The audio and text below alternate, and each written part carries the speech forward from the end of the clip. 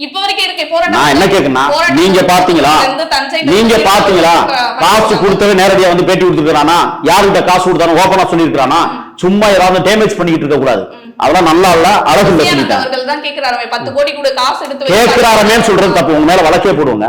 கேக்குறாமே எவன் சொல்றதுன்னு தான் நான் கேக்குறேன்ல. எவன் சொல்றான் கொண்டாந்து நிப்பாட்டுங்கிறேன். இப்படி உட்கார வைங்க, நான் பேசுறேன், நீ எங்கடா பார்த்தான்னு நான் கேக்குறேன். அதை கொண்டு வந்து காட்டுறதுக்கு உங்களுக்கு துப்பு இல்ல. நடக்கவே இல்லையா? ஏங்க நடக்கணும்? எதுக்கு நடக்கணும்? களப்போராளிகளுக்கு பதவி கொடுக்குறாங்க, இது எதுக்கு நடக்கணும்ங்கிறேன். அது ஒண்ணு இல்ல, 1 கோடி 2 கோடி 3 கோடி 4 கோடி அந்த அளவுக்கு வசதி படைச்சவனா தமிழக வெற்றி கழகத்துல அன்றாடம் காட்சி மக்கள் இருக்கிறான். தெரியுமா உங்களுக்கு? அப்படி பார்த்தா இல்லைங்க, அவர் பார்த்தா ரீல்ஸ் பண்ணிட்டு ஏதோ டான்ஸ் ஆடிட்டு இருக்காரு சார். அவர் என்னத்துக்கு என்ன வச்சு அவருக்கு பொறுப்பு கொடுத்தீங்கன்றதே தெரியலையே. அவர் வந்து ஒன்றிய செயலாளரோ ஏதோ பொறுப்பு, அது அவருடைய தனிப்பட்ட விஷயம். அவர்கிட்ட போய் கேளுங்க. அவர் தாவேக்கால தானே சார் பொறுப்பு கொடுத்தாரு. தாவேக்கால இருந்தா 24 மணி நேரம் தாவேக்கால பிள்ளைக்கு அப்பனா இருக்க மாட்டாரா? பொண்டாட்டிக்கு புருஷனா இருக்க மாட்டாரா? என்ன தாவேக்காவிற்கு அவரை எழுதி கொடுத்திருக்கா? இல்லையே. அவர் களப்பணியாற்றுகிறார்.